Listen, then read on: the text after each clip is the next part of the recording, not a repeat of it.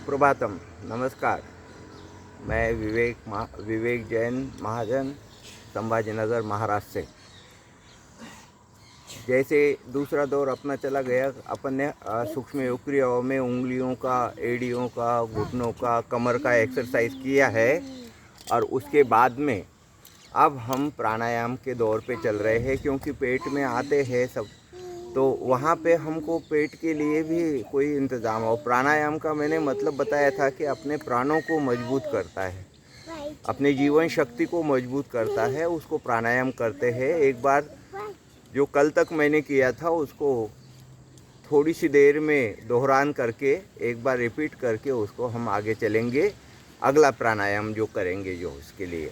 चलिए, सबसे पहले मैंने क्या बताया था कि अपन को पूरक, रेचक, कुंभक, ये इसका एक प्रैक्टिस करना है। धीरे धीरे सांस को बाहर निकालना है, फिर कुंभक करना है, फिर लेना है, फिर इस क्रिया को 5 बार दोहराना है। पहला प्राणायाम एक बार ही कर लेता हूँ, बाद में अगले दूसरे प्राणायाम को आप भूले नहीं, इसलिए क्रम बनाए रखते हैं। चलिए, इसमें पेट की पोजीशन भी देख लीजिए कैसे क्या हो जाती है।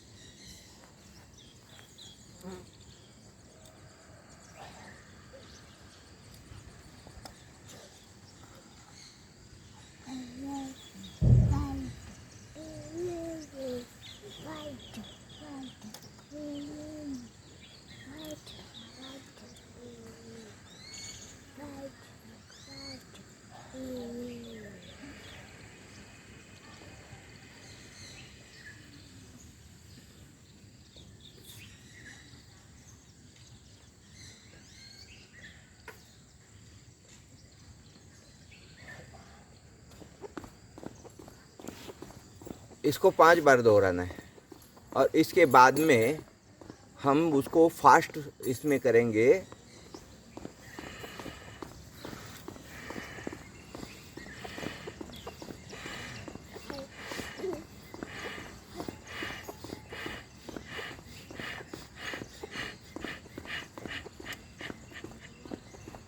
इसको अपने फेफड़े को बहुत मजबूती मिलती है।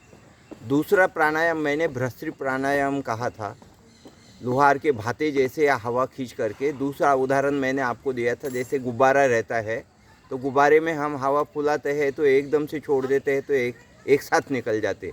तो ऐसे धीरे धीरे हम हवा गुब्बारे को धीरे धीरे बड़ा हम फुलाते हैं, और छूटते वक्त जैसे उसका मुंह खोल देंगे तो एक साथ हवा निकल जाएगी। ऐसे भ्रस्त्री प्राणायाम में हम धीरे धीरे अपने नाक से हवा पे फेफड़ों में भरेंगे और फिर उसको एक साथ ही खाली कर देंगे। देखिए, भ्रस्त्री प्राणायाम मैंने बताया था।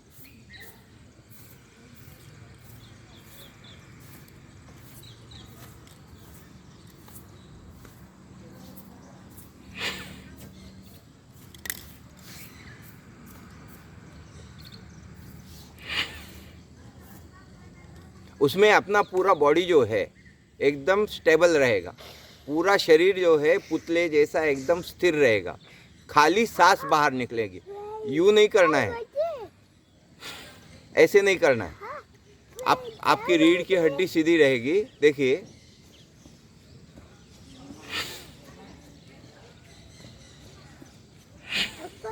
ये कंधे भी नहीं उचकाने। उसके बाद में ये 5 बार करने के बाद में भ्रस्त्री प्राणायाम हमने बताया था कल, कपालभाति। कपालभाति बहुत अपने आप में बहुत सबके लिए उपयोगी है, हाथ के लिए, फेफड़े के लिए, सबके लिए, हमारे लिए। उसकी चर्बी पेट के ये करने के लिए, आंतों के लिए और फेफड़ों के लिए ये बहुत कपालभाति प्राणायाम हमारे लिए फ़ायदे का रहेगा। और ये सारे प्राणायाम और सूक्ष्म योग क्रियाएँ मैं जैसे बराबर कहते जा रहा हूँ कि जो मैदानी एक्सरसाइज नहीं कर सकते हैं, जिनको समय नहीं है, वो या जिनके प्रारंभिक तौर पे मोटापा है या कोई किसी तरह की परेशानी है, तो सब लोग आराम से, बच्चों से लेकर के बूढ़े तक आराम से कर सकते हैं, जिससे कोई दिक्कत नहीं है। चलिए, अब हम कर रहे हैं कपालभाति।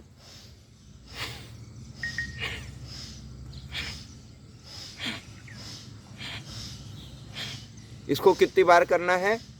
आप 300 तक कर सकते हो, आपको समय हो तो। मिनिमम 100, 50 तक तो करना ही है, जितना समय हो उसी हिसाब से।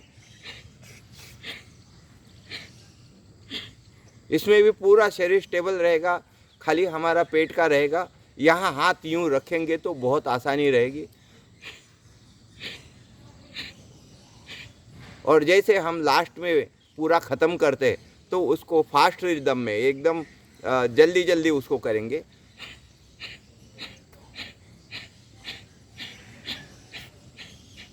मगर स्टार्ट से ही उसको जल्दी नहीं करना।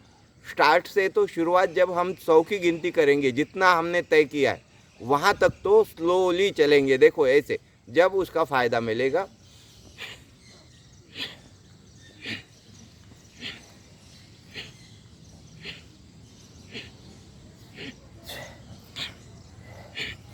इसमें कई फ़ायदा। अपने पेट में यदि चर्बी है तो वो भी बर्न हो जाएगी, और साथ साथ में आंतों का भी एक्सरसाइज हो रहा है। मतलब गैसेस वगैरह है, इसके में भी प्रॉब्लम, अपचन में इसमें प्रॉब्लम हल हो जाएंगे। फेफड़ों को फ़ायदा हो जाएगा, अस्थमा नहीं होएगा। और साथ साथ में हमारे प्राणों की शक्ति, जीवन शक्ति जो वो भी, जिसको हम इम्यूनिटी पावर कहते हैं, वो भी बढ़ जाएगी। तो ये हो रह गया कौन सा? कपालभाति। और कपालभाति के बाद में जैसे आप 50 तय किए, 100 तक करना ये तय किया है, तो उसके बाद में फास्ट रिदम में जैसे मैंने करा ना, अब इसमें भी ऐसे नहीं हिलना है, बस ये पूरा कंधे वगैरह सब स्टेबल रहना है, बिल्कुल पुतले जैसा एकदम स्थिर रहेगा। उसके बाद में है उड्डयन बंद। उड्डयन बंद थोड़ा सा मुश्किल चला जाएगा आपको, मगर कोशिश करे तो कुछ भी असंभव नहीं है। कहते तबीयत से आसमान में पत्थर तो उछालो यारो, आसमान में भी छेद हो जाएगा। तो आप कोशिश करते रहिए, जितना बन जाता है उतना कीजिए। उड्डयन बंद जो है हमारे पेट के लिए और हमारे फेफड़ों के लिए और प्राणों के लिए सब कुछ, और हमारी इम्यूनिटी पावर बढ़ाने के लिए बहुत ही महत्वपूर्ण है। उड्डयन बंद आपका सज जाता है, मतलब आपको बहुत कुछ मतलब मिल गया है, ऐसा समझिए। उड्डयन बंद आज नया बता रहा हूँ, कल उसको रिपीट करके बताऊँगा। देखिए कैसे क्या होता है। उसमें पूरा पेट और पीठ एक समानांतर में आ जाती है। देखो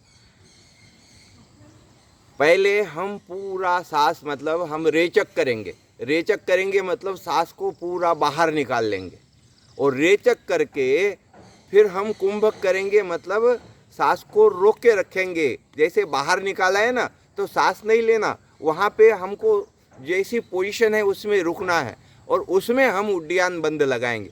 उड्डयन बंद मतलब जैसे छाता खुलता है ना, तो वैसे सारे आते हम हमारी ऊपर चली जाएगी या पीठ के पीछे चली जाएगी, और छाते जैसा हमारा पेट का आकार हो जाएगा। देखिए कोशिश कीजिए, जितना हो जाए उतना कीजिए, मगर कीजिए ज़रूर, किसी को छोड़िए मत।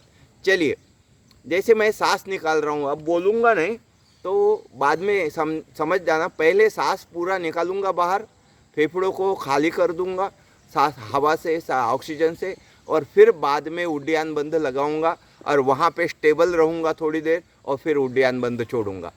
चलिए,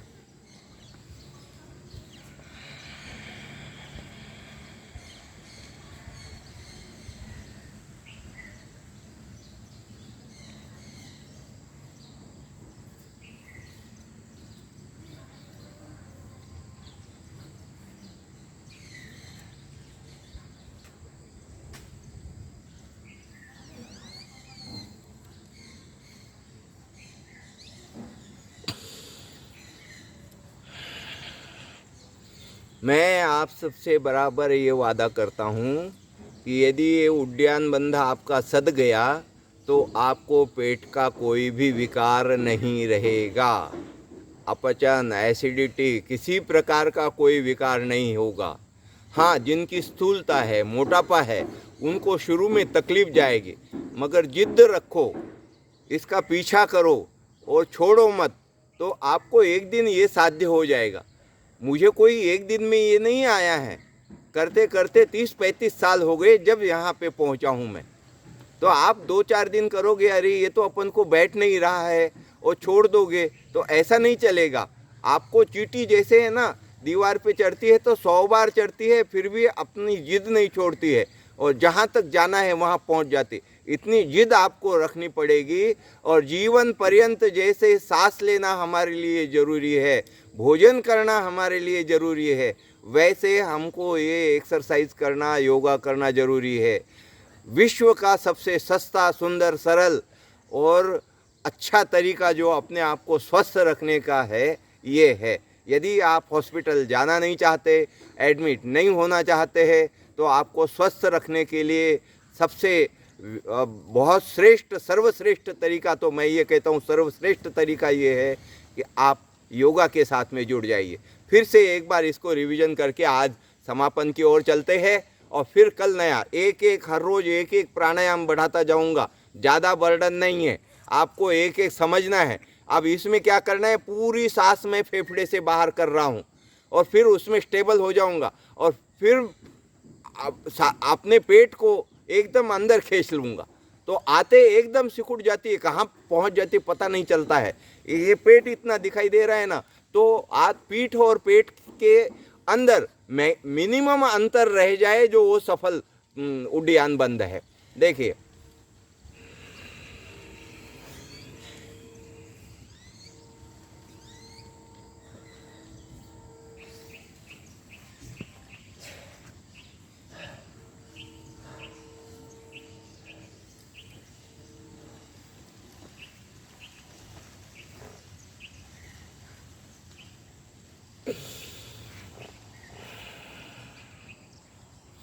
यहाँ तक आप करते रहिए और फिर कोशिश कीजिए।